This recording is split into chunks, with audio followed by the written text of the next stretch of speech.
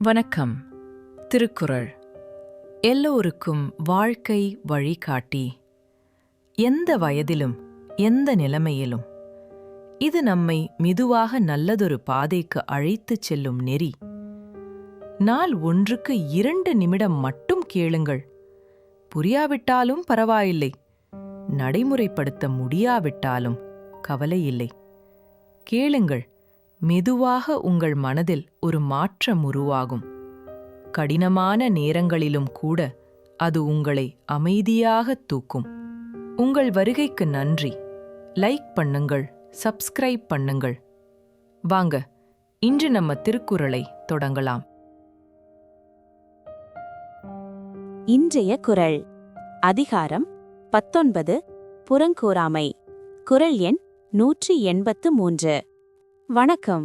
புறங்கூறாமை அதிகாரத்தின் 3வது குறள் இது.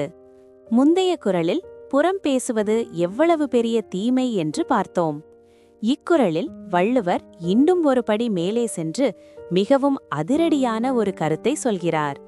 ஒரு மனிதன் புறம் பேசிக்கொண்டே உயிர் வாழ்வதை விட இறந்து போவதே மேலானது என்கிறார். ஏன் அப்படி சொல்கிறார்?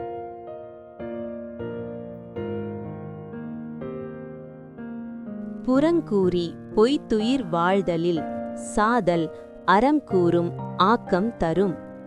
ஒருவரைப் பற்றி பின்னால் புறம் பேசி நேரில் வரும்போது வஞ்சகமாக நடித்து உயிர் வாழ்வதை விட ஒருவன் இறந்து போவதே அவனுக்கு அறநூல்கள் சொல்லும் நன்மையை தரும். உலகில் பல பாவங்களுக்கு பரிகாரம் உண்டு. ஆனால் ஒருவரை பற்றி பின்னால் பேசிவிட்டு முன்னால் நல்லவர் போல் நடிப்பது ஒரு மனிதனின் ஆன்மாவையே கொன்றுவிடும். அப்படிப்பட்டவர்கள் நடமாடும் பிணங்களுக்கு சமம். அவர்கள் வாழ்ந்து பூமியின் பாரத்தை அதிகரிப்பதை விட இறந்து போவதே அவர்களுக்கு செய்யும் அறம் என்பது வள்ளுவரின் மிக கடுமையான எச்சரிக்கை. இன்று நாம் புறம் பேசுவதை தவிர்க்க வேண்டியதன் அவசியத்தை உணர்ந்தோம். அடுத்த குறளில் 184 மீண்டும் சந்திப்போம்.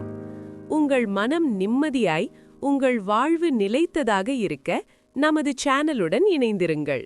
வீடியோ பிடித்திருந்தால் லைக் செய்யவும் மற்றும் புதிய ஞான கருத்துக்களை பெற சப்ஸ்கிரைப் செய்ய மறக்காதீர்கள்.